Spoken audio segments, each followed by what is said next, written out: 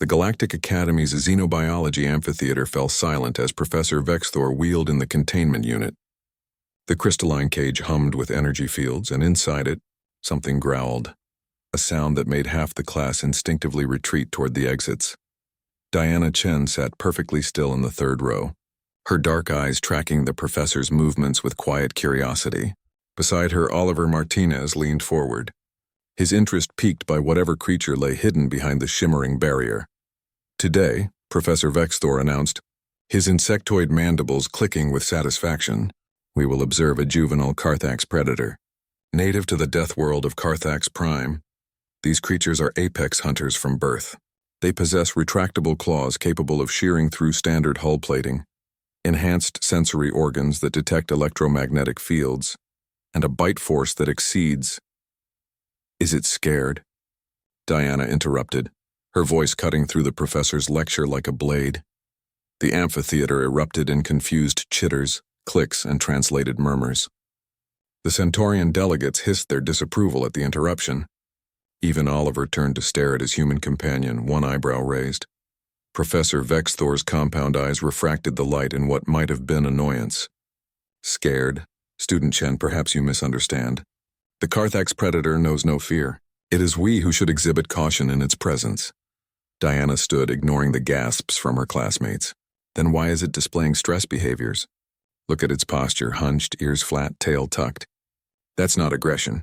That's anxiety. The professor's mandibles twitched. Your species has been in the galactic community for merely 2 decades. Student Chen, perhaps you should defer to those with centuries of xenobiological experience. But Diana was already walking down the steps toward the containment unit. Oliver muttered a curse under his breath and followed, knowing better than to let his friend face potential danger alone. 2 years of friendship had taught him that Diana possessed an almost supernatural connection with living creatures, and an equally supernatural stubbornness. Diana, maybe we should, Oliver began. It's terrified, she said simply, approaching the cage. Can't you see it? The Carthax cub pressed itself against the far corner of the containment unit. It was roughly the size of a large dog, covered in midnight blue scales that shimmered with bioluminescent patterns. 6 eyes, arranged in 2 rows of 3, watched Diana's approach with what most species would interpret as lethal focus. Its lips curled back, revealing rows of crystalline teeth. To everyone else in the amphitheater, it looked like death incarnate. To Diana, it looked like a frightened child. Professor, she said, not taking her eyes off the creature, with your permission, I'd like to deactivate the containment field. The amphitheater exploded into chaos. Students scrambled for the exits. The Centaurians activated personal shield generators. One Vaxillian actually fainted, its gelatinous body putting onto the floor. Absolutely not. Professor Vexthor's voice rose to a screech. That creature could disembowel you in seconds. Your species may be durable, but you are not invulnerable. Diana finally turned to face the professor. Then you don't know humans very well. Oliver stepped forward, placing himself between Diana and the increasingly agitated professor. She's right, he said, his voice calm but firm. Look, I've seen her calm a viridian serpent that was mid-strike. If Diana thinks it's safe, it's safe. Your faith in your companion is admirable but misguided, Professor Vexthor replied. I cannot allow. Diana had already pressed her palm against the control panel. The containment field flickered and died.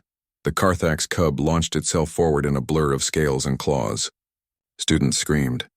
Professor Vexthor reached for the emergency containment protocols.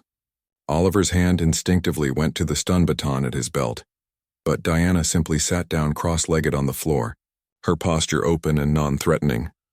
The cub skidded to a halt mere inches from her, its claws scraping against the polished floor. For a moment, predator and human regarded each other in silence. 6 alien eyes studied brown human ones. Diana slowly extended her hand, palm up, fingers relaxed. Hey there, she murmured, her voice barely above a whisper. It's okay. Nobody's going to hurt you.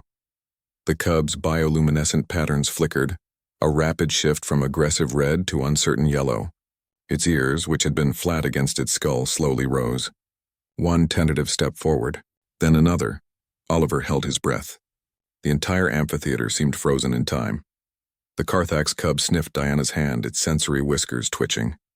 Then, in a movement that would be analyzed and debated in xenobiology departments for years to come, the apex predator of a death world curled up in Diana Chen's lap and began to purr. The sound was like distant thunder mixed with the rumble of a starship engine. The cub's scales gradually shifted to a soft, contented blue-green. It pressed its head against Diana's chest, and she gently scratched behind its ears, all 6 of them. Impossible, Professor Vexthor breathed. Not impossible, Oliver said, a grin spreading across his face.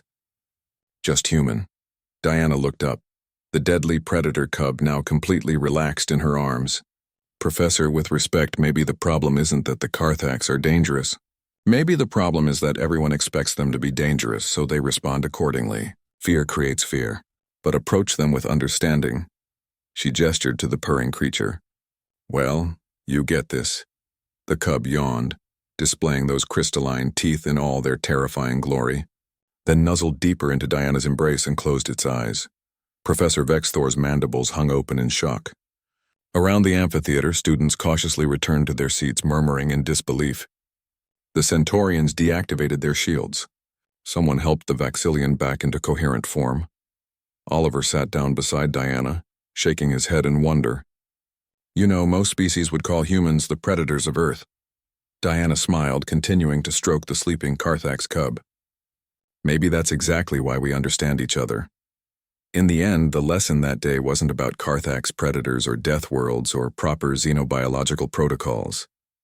It was about humanity's strangest trait, their ability to see beyond fangs and claws, to find connection where others saw only threat, to offer gentleness to a universe that expected violence. The galactic community had a saying, only humans would try to befriend their nightmares. Watching Diana with the Carthax cub, Professor Vexthor realized it wasn't quite accurate. Humans didn't try to befriend nightmares, they simply refused to believe in them.